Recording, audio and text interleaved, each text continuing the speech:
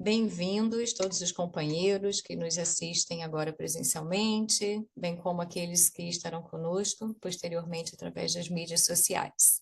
Hoje, dia 11 de fevereiro de 2025, estamos recebendo o companheiro Hélio Tinoco, da União Espírita Cristã, em Vila Velha, no Espírito Santo, e o Hélio vai conversar hoje conosco sobre o tema Seguindo à Frente. É baseado no livro Ceifa de Luz, Lição página, 23. lição 23. Muito obrigada. Que será a nossa leitura inicial. O Hélio vai compartilhar o slide com a leitura, a Priscila vai fazer a leitura, oração e passar a palavra para o Hélio. Obrigada.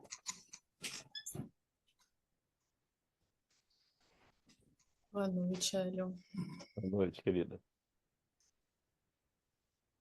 Então, fazendo a leitura da mensagem 23, do Ceifa de Luz, psicografia de Chico Xavier pelo Espírito Emmanuel, e a lição é Seguindo em Frente. Assim que se alguém estar em Cristo, nova criatura é. Palavra de Paulo, está no 2 Coríntios, capítulo 5, versículo 17. Dificuldades, fracassos, conflitos e frustrações. Possivelmente, faceaste tudo isso, restando-te unicamente largo rescaldo de pessimismo. Apesar de tudo, a vida te busca a novas empresas de trabalho e renovação. O sol brilha, o mar de oxigênio te refaz energias, o progresso trabalha, o chão produz e parece que a noite se te abriga no ser. Ergue-te em espírito e empreende a jornada nova. Uma estrada se continua em outra estrada. Uma fonte associa-se à outra. Tens contigo a riqueza do tempo a esperar-te na aplicação dela própria, a fim de que a felicidade te favoreça. Varre os escaninhos da alma, expurgando-te lembranças amargas e deixa que a luz do presente consiga alcançar-te por dentro das próprias forças. Renova-te e segue adiante, trabalhando e servindo. À medida que avances caminho afora, entre a bênção de compreender e o contentamento de ser útil, perceberás que todos os obstáculos e sombras de ontem se fizerem lições e experiências, enriquecendo-te o coração de segurança e de alegria, para que sigas em paz no rumo de conquistas imperecíveis ante o novo amanhecer. Bom, então, após a leitura da página, vamos fechar nossos olhos, respirar fundo e agradecer a Deus e à espiritualidade amiga por essa oportunidade de aprendizado, por essa oportunidade de estarmos juntos hoje, ouvindo a palestra do nosso querido Hélio, que a gente tem ouvido de ouvir, e abra os nossos corações para receber toda essa energia, todo esse conhecimento que ele irá compartilhar conosco. Que assim seja. Graças a Deus que assim seja. Boa palestra, Hélio. Obrigado, querida.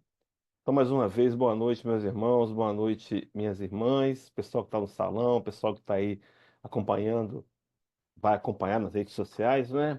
Então, o tema do Emmanuel, seguindo em frente, do livro Ceifa de Luz, na verdade é uma lição de incentivo, de consolo, de esperança, porque embora a gente enfrente percalços naturais da vida, o Senhor nos prometeu que iria seguindo à frente. E essa promessa ela vai acontecer se pararmos para analisar em vários momentos, mas eu trouxe dois para destacá-los. Inicialmente, no capítulo 4 do Evangelho de Mateus, versículo 19, e o cenário é o início do ministério de Jesus. Ele ainda estava convidando aqueles que seriam os 12, que seriam os homens que dariam seguimento ao projeto de implantação do reino de Deus na terra. E as palavras do capítulo 4 são dirigidas a Pedro e a André, irmãos. E a fala do Senhor para aqueles pescadores era: E disse-lhes: Vinde após mim, e eu vos farei pescadores de homens. Aqueles pescadores de peixes iriam transformar em pescadores de corações sedentos por informação, paz, por harmonia, por consolo. Mas o interessante aqui é destacar a frase: Vinde após mim. Ora, ele iria à frente, ele irá à frente, ele vai à frente, nos conduzindo pelo caminho da ascensão moral para que possamos cumprir com o nosso dever de ser pescadores de homens. A segunda passagem, ela é justamente as últimas palavras do Cristo antes da ascensão aos céus. Capítulo 28, também registro de Mateus, Levi, no versículo de número 20, quando Cristo, ao ascender os céus, momentos antes, ele vai dizer: E eis que estou convosco todos os dias, até a consumação dos séculos. Diz o Senhor que nos acompanharia até a consumação dos séculos. Que seria consumação dos séculos? Ora, meus irmãos, haverá um momento em que a Terra cumprirá com a sua missão de planeta. Haverá um momento em que a Terra explodirá. Mundos, planetas, sóis, sistemas solares explodem. A Terra tem uma data para explodir. Segundo os cientistas, daqui a 5,4 bilhões de anos, tempo suficiente para todos nós já termos nos purificado e nos transformado em espíritos bons. Mas a verdade é que essa consumação dos séculos ela vai se dar e o Senhor vai nos acompanhar até aquele dia. Ele prometeu para Jesus que nenhum de todos aqueles que o Pai lhe deu haveria de se perder, mas que todos eles seriam um dia entregues espíritos puros, devolvidos puros a Deus. Por isso, as palavras que João Evangelista registra no capítulo 14, versículo 12, que a teologia não consegue explicá-las, quando o Rabi da Galileia nos disse que um dia, na verdade vos digo que aquele que crê em mim também fará as obras que eu faço e as fará maiores do que essas. Faremos um dia as obras de amor que o Cristo fez, porque nós também um dia seremos um Cristo. No entanto, meus irmãos, o Cristo que seremos um dia, ele começa quando nós hoje tentamos, de maneira sincera e honesta, refletir se temos de fato nos esforçado dentro dessa inevitável lei de progresso, lei essa que eu posso acelerar com as minhas escolhas para alcançar a perfeição moral. Então, o Senhor, para fechar essa breve introdução do tema seguindo à frente, me fez lembrar a fala do Cristo em Mateus 11, 28, o convite mais conhecido, que mais usado, portanto, nas tribunas religiosas do mundo inteiro. Vinde a mim. Vinde a mim todos vós, estáis cansados, oprimidos, sobrecarregados, e eu vos aliviarei. Convite, no primeiro momento, é oferecendo alívio, oferecendo consolo.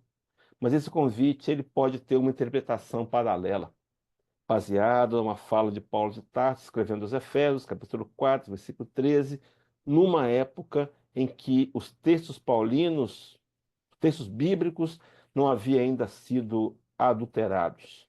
Quando ele teria dito que até que todos cheguemos à unidade da fé, é o conhecimento do Filho de Deus, ao homem perfeito, à medida da estatura completa do Cristo. Paulo tinha consciência que todos nós chegaremos um dia à performance do Cristo. Mas até lá, meus irmãos e minhas irmãs, embora seja grande o desafio, o Senhor prometeu: vinde a mim, irei seguindo à frente. É nesse cenário de esperança, de certeza de que não estamos sós, que Emmanuel discorre alguns parágrafos no Ceifa de Luz 23. Quando ele começa trazendo a figura da nova criatura, apresentada por Paulo de Tarso na segunda carta aos Coríntios, capítulo 5, versículo 17, que assim nos diz: Assim que se alguém está em Cristo, nova criatura é. Meus irmãos, é uma condição. Estar em Cristo nos produz resultados para uma nova criatura. Mas à medida que nos tornamos uma nova criatura, temos o desejo de estar em Cristo. É o que eu brinco chamando de efeito Tostines. Alguns não vão se lembrar de uma campanha publicitária do biscoito Tostines, que dizia que eu não sei se o biscoito Tostines vende mais porque está sempre fresquinho, ou ele está sempre fresquinho porque vende mais. Na medida que estamos em Jesus, nos aproximamos dele, nos transformamos numa nova criatura. Mas quanto mais eu tenho da nova criatura, mais o desejo de aproximar de Jesus, e essas ações vira um ciclo virtuoso.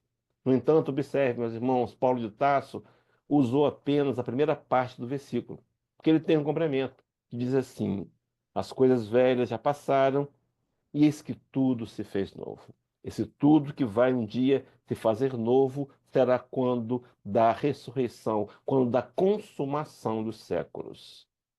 Enquanto isso, o trabalho continua, árduo, desafiador, sem ter tido nenhum de nós promessa de facilidades.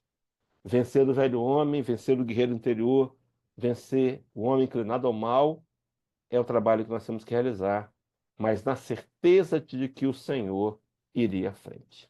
Então, fazendo o comentário, Emmanuel começa dizendo para a gente assim, no texto seguindo à frente: dificuldades, fracassos, conflitos e frustrações. Possivelmente, faceaste tudo isso, restando-te unicamente largo rescaldo de pessimismo. Meus irmãos, todos nós, habitantes de um mundo de provas e expiações, enfrentamos dificuldades. E o problema está em que, embora seja esse o quadro natural, muitas vezes nós não sabemos entendê-lo. E o que acontece? Acionamos um pessimismo de raiz. Sim, que está em cada um de nós, fruto de várias encarnações no mundo escravo, onde nós nascemos escravos, morremos escravos e ouvimos e acolhemos como verdades ultrajes, opressões, humilhações, abusos, e algumas vezes infantilmente visitamos esse banco de dados, esse mundo íntimo, e alimentamos o pessimismo. O Espírito François de Geneve, no capítulo 5 do Evangelho segundo o Espiritismo, no item que ele trabalha a melancolia, o item 25, ele vai dizer que nós estamos num planeta que ele chama de degredo-provação, aonde preocupações, inquietações, desgostos e tribulações fazem parte da nossa realidade.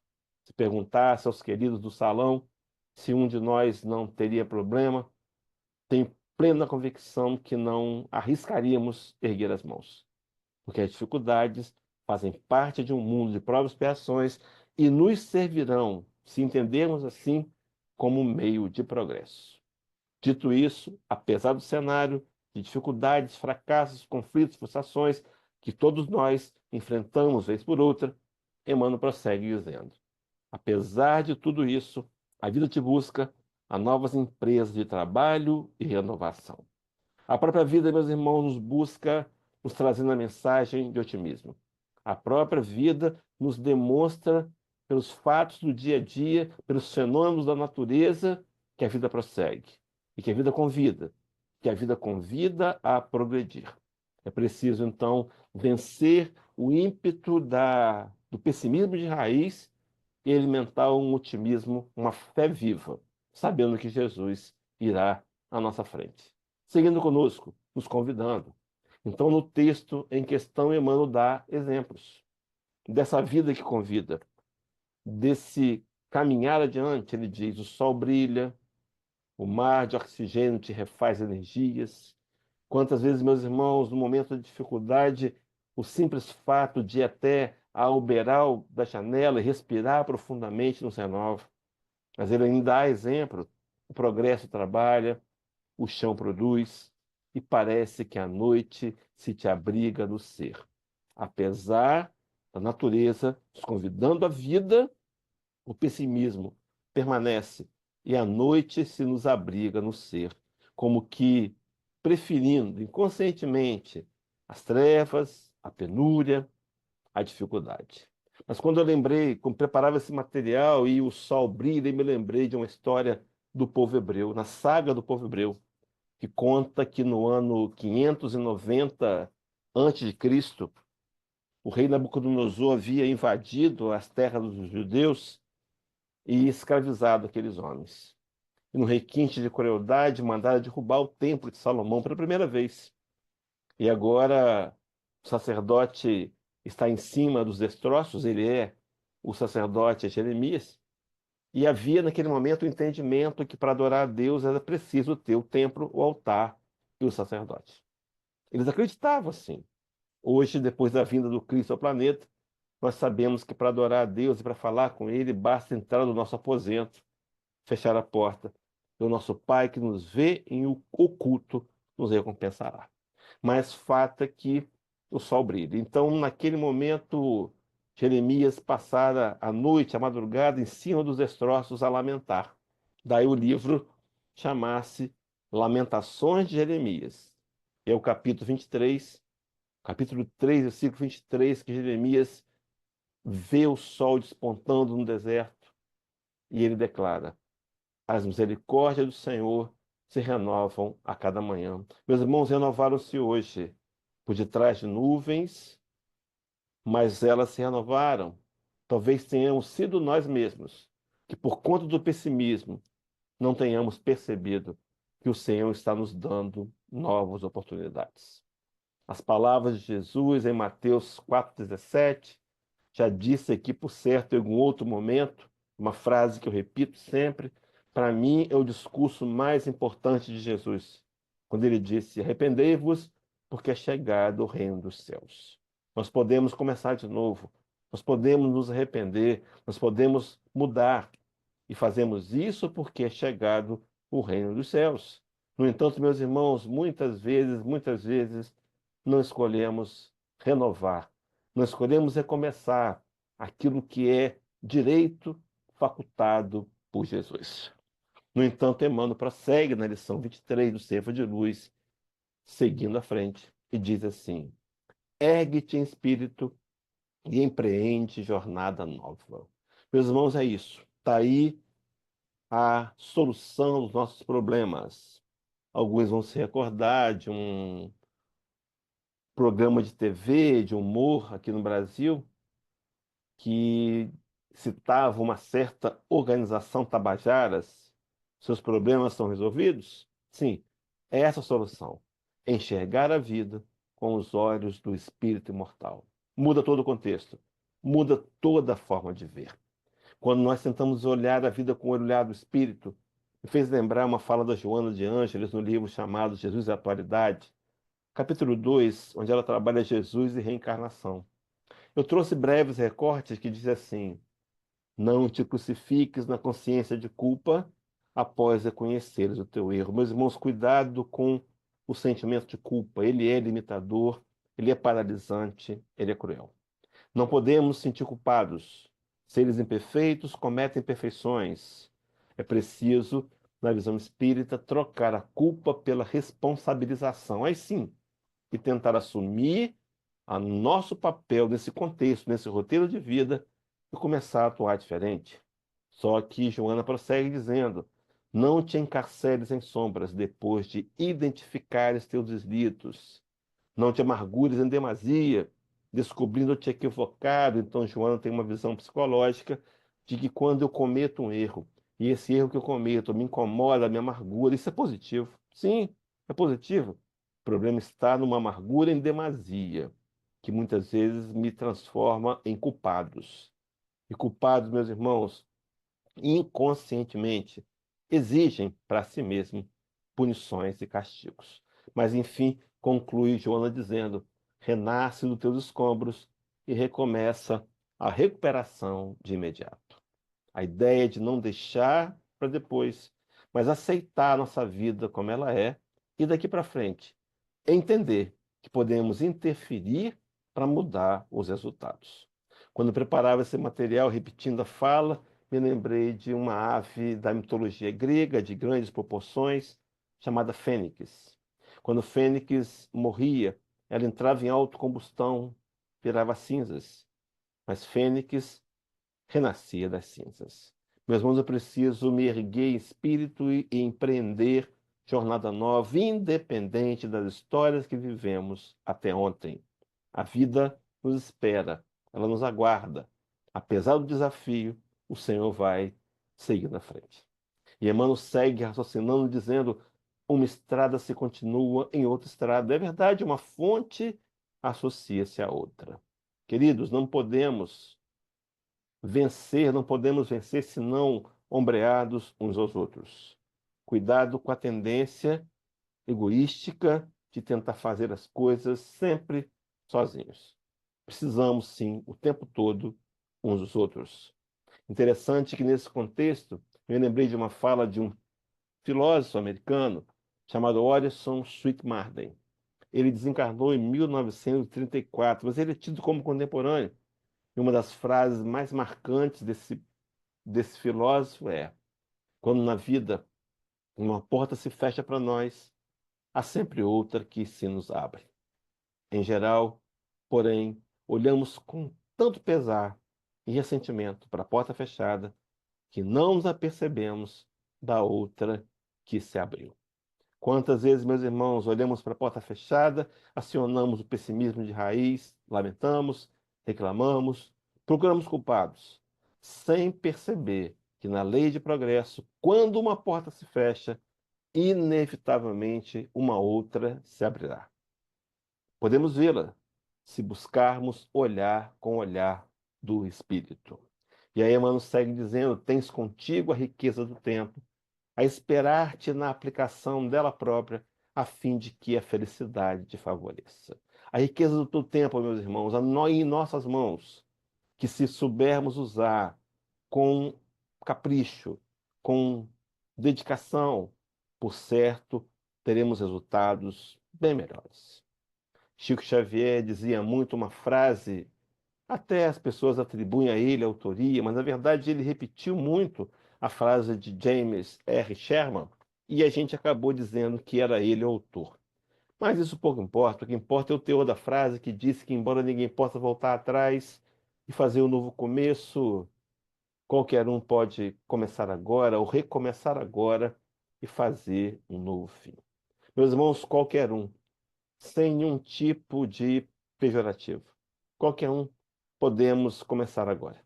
Eu, você, os desencarnados que vieram trazidos para o Memei para serem tratados, todos nós podemos recomeçar e recomeçar agora. Não deixar para depois. Segundo Joana, recomeça a recuperação de imediato. E Emmanuel prossegue no texto em questão, lição 23 do Ceifas de Luz, dizendo: varre os escaninhos da alma, expurgando-te de lembranças amargas, e deixa que a luz do presente consiga alcançar-te por dentro das próprias forças.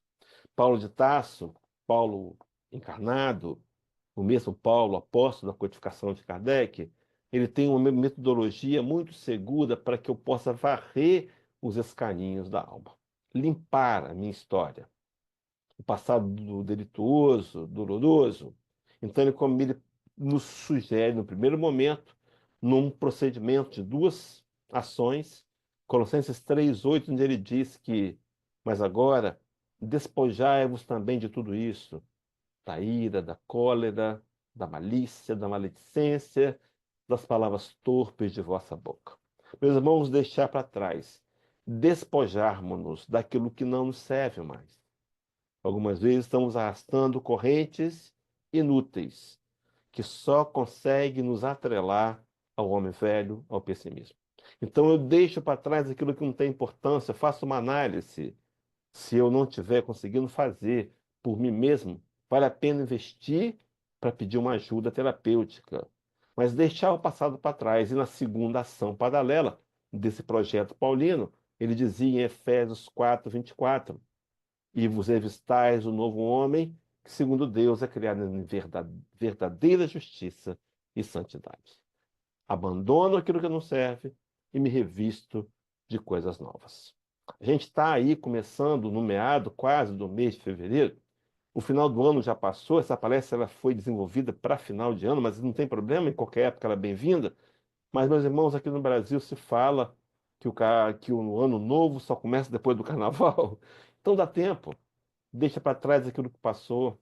Resolva-se com sua história, mas se revista desse novo homem, dessa nova criatura que vive a fé de maneira ativa. No entanto, voltando para o texto do Emmanuel, ele diz que é preciso deixar que a luz do presente te alcance por dentro. Me lembrei a questão 799, onde Allan Kardec perguntou ao mundo espiritual como pode o Espiritismo contribuir para o progresso. A resposta foi: destruindo o materialismo, que é uma das chagas da sociedade, ele, o Espiritismo, faz com que os homens compreendam onde se encontram os seus verdadeiros interesses. Deixando a vida futura está velada pela dúvida, ele diz: o homem perceberá melhor que por meio do presente lhe é dado preparar o seu futuro. Temos em mãos, meus irmãos, a oportunidade do agora, uma dádiva de Deus, para fazer novas escolhas e, em consequência disso, produzir resultados diferentes. E Emmanuel começa a fazer o fechamento, nos convidando: renova-te e segue adiante, e diz o binômio mágico: trabalhando e servindo, sendo útil à comunidade que estamos, no trabalho que fazemos no dia a dia, mas também servindo voluntariamente aos corações infelizes. E ele conclui: e à medida que avanças, caminha fora entre a bênção de compreender e o contentamento de ser útil, perceberás que todos os obstáculos e sombras de ontem se fizeram lições, experiências de hoje, enriquecendo-te o coração de segurança e de alegria, para que sigas em paz no rumo de conquistas imperecíveis ante o novo amanhecer. Esse novo amanhecer que desponta quando eu consigo perceber que todos os fatos da vida contribuem para que eu possa aprender virtudes e desenvolver caracteres do espírito imortal, o patrimônio imperecível. Para a gente poder fechar, eu tenho 6 minutos para fazer os meus 30. 1 Pedro 2:21, em paralelo com uma lição do Emmanuel no Caminho, Verdade e Vida, 176, lição viva. Primeira carta, Pedro diz: porque para isso sois chamados.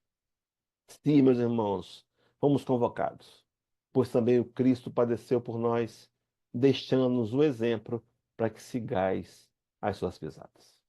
O convite de Jesus é deixar-nos um evangelho desafiador para que pudéssemos ter ascensão moral com o caminho oferecido por Ele próprio, que diz ter o caminho, a verdade e a vida. Desafio? Claro que sim, mas Ele irá seguir na frente. Ele irá à nossa frente. Esse que o Espiritismo nos relembra, nos apresenta, nos relembra ser Ele o modelo e guia da humanidade. Ora, meus irmãos, se Ele é o nosso guia, Ele vai à frente. Conhece os caminhos, sabe das entranhas, ele sabe dos percalços, conhece os atalhos. É preciso querer seguir e transformar Jesus no nosso guia, porque ele vai seguindo à frente. E no capítulo 176 do livro Caminho, Verdade e Vida, Emmanuel trabalha o título Lição Viva, e ele vai dizer assim: é imprescindível seguir os caminhos daquele que é a luz de nossa vida. Talvez aqui Emmanuel tenha se lembrado de João capítulo 8, versículo 12. Eu sou a luz do mundo, palavra do Rabi da Galileia. Aquele que andar por mim não cairá em trevas, mas terá a luz da vida. Mas Emmanuel prossegue na lição do Caminho, Verdade e Vida, dizendo: para isso as palavras brilhantes e os artifícios intelectuais não bastam. Vejam, meus irmãos, a conclusão. O problema é de quem pode ouvir, e nós podemos ouvir, no nível de consciência que estamos, a divina mensagem, compreendendo-a com Cristo e seguindo-lhe os passos. A proposta de compreender. Sim, estamos aqui para isso. Para entender a dinâmica das palavras de Jesus, redivivas pelo Espiritismo, na intenção de seguir os seus passos. Para terminar, meus irmãos, a profecia que ele seria aquele que viria à frente, nos conduzindo pelo caminho da ascensão moral e o cumprimento dela. Miqueias 2, versículo 13, diz o profeta: subirá diante deles o que abrirá o caminho. Eles romperão e entrarão pela porta e sairão por ela.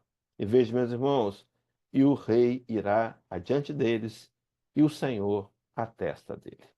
O Senhor iria adiante deles. A última passagem para fecharmos a nossa palestra da noite, aqui para mim na madrugada, Marcos 16, de 1 a 8, chamado de a ressurreição de Jesus. Coloquei ressurreição entre aspas, porque na verdade sabemos que não foi ressurreição o fato que se deu, mas assunto para outro dia. Mas fato é que naquela manhã de domingo, Maria Madalena, uma outra Maria e outras mulheres foram até o sepulcro de Jesus. Era costume untar um perfume sobre o cadáver. A preocupação delas encaminhando para o jardim, para o túmulo que José de Arimateia havia emprestado para sepultar Jesus, era quem haveria de tirar a pedra da porta. Elas eram mulheres mais frágeis. Mas quando chegaram no jardim, a surpresa, a pedra já havia sido tirada. E havia ali um homem de branco sentado, elas imaginaram o seu jardineiro. Depois perceberam que era o emissário do Senhor, ele disse para aquelas mulheres: A quem procuras? Jesus de Nazaré? Não, não está mais aqui, já ressuscitou, vai adiante. E disse para Maria Madalena: Mas ide, dizei a seus discípulos e a Pedro, que ele vai adiante de vós para a Galiléia, e ali o vereis como ele vos disse.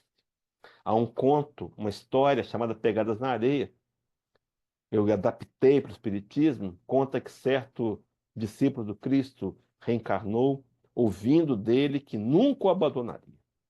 Passou toda a encarnação de provas, desafios, venceu algumas, não conseguiu vencer outras e retornou à paz espiritual. E quando lá chegou, foi avaliar a encarnação. E a avaliação era feita acompanhando 2 pares de pegadas na areia. E sempre o Senhor estava com ele. Mas em determinados momentos, e por coincidências mais difíceis, ele só encontrara um par de pegadas. E ele ficou decepcionado. E quando pôde, encontrou com o Senhor e disse: Mestre, me disseste que jamais me abandonaria, veja bem, nas horas mais difíceis. Por que fizeste isso comigo? E o Rabi da Galileia sorriu amorosamente, compreendendo a limitação daquele companheiro, e disse: Não, foi nessa hora que eu te peguei no colo. Meus irmãos, alimentemos a confiança, a esperança, o otimismo, sabendo que o Senhor irá à frente, nos conduzindo até nos entregar todos, puros, perfeitos a Deus. Claro que esse dia chegará, inevitavelmente, mas nós hoje podemos, em sã consciência, fazer um esforço dobrado ou redobrado para tentar, cumprindo com a nossa parte, permitir que Deus nos auxilie em nossas vitórias pessoais. Fica aqui a palavra de incentivo e de consolo, convidando os companheiros a olhar para frente, porque o Senhor está nos conduzindo pelo caminho da luz. Paz e bênção a todos, meus irmãos. Muito obrigado e, Aline, com você. Muito obrigada, Hélio. Você faz a nossa oração final? Sim, faço. Então vamos, meus irmãos, vamos orar, vamos trazer à nossa tela mental essa imagem do Senhor indo à frente. O Rabi da Galileia, o Espírito de maior evolução moral que a Terra conheceu, o nosso Cristo, amigo de todas as horas, luz, sol da nossa fé, nos conduzindo pelo caminho da ascensão moral. E vamos agradecer. Gratidão, Senhor, por essa oportunidade. Gratidão porque viemos aqui de maneira voluntária para te ouvir de novo as mesmas palavras. Mas que bom, Senhor, que agora o nosso coração tem maior entendimento. Permita que ele seja o canteiro para que a tua semente caia em terra boa, para brotar, para que o teu exemplo de amor, a tua mensagem de amor, se transforme na nossa mensagem. E que a gente entenda a necessidade de jamais perdermos a oportunidade de fazermos o bem e de amar. Tu conhece cada companheiro no salão, cada companheiro que vai assistir essa palestra na internet. Tu conheces cada um de nós, os encarnados e desencarnados. Tu sabes dos anseios que trazemos, das dores, dos desafios. Então, Senhor, nos acolhe em teus braços de amor e de luz. Permita que a energia que emana do vosso coração de irmão mais velho penetre em nosso psiquismo mortal e fixe, Senhor, trazendo paz, equilíbrio, serenidade, harmonia, otimismo, coragem, fé, discernimento, sabedoria. Fica conosco, Jesus. Nos ajuda na caminhada. Temos certeza absoluta que irá conosco, mas nos faz perceber e sentir a vossa presença sempre e constante conosco. Abençoa o Grupo Memei, os companheiros aí no Canadá, cumprindo com uma missão, que todos eles sejam envolvidos também pelos eflúvios de amor do vosso coração. Assim, Senhor, gratos, pedimos para concluir essa primeira parte dos trabalhos, convidando-te para que continue sempre ao nosso lado, hoje, agora e para sempre. Que assim seja, graças a Deus. Graças a Deus. Hélio, querido, estou lendo aqui da Viviane, mas com certeza é o que vem no coração de todos nós. Linda palestra, essa mensagem melancolia do Evangelho. Peraí. E a história das pegadas na areia sempre me emociona. Pois é, Viviane. Eu também estou emocionada. É interessante, né? Porque Pegadas na Areia, como o Hélio falou, né? Uma história conhecida, ele fez a adaptação para a doutrina, mas talvez também pela forma assim, tão encorajadora e com tanto carinho que você traz para a gente, também nos emocionou bastante. Muito obrigada. Obrigada a todos que participaram. Hélio, querido, pelo teu companheirismo de sempre. A Eu que distância é agradeço, só a Anaí. física. Verdade. Manda um beijo para Né? todos no salão aí. Muito obrigada.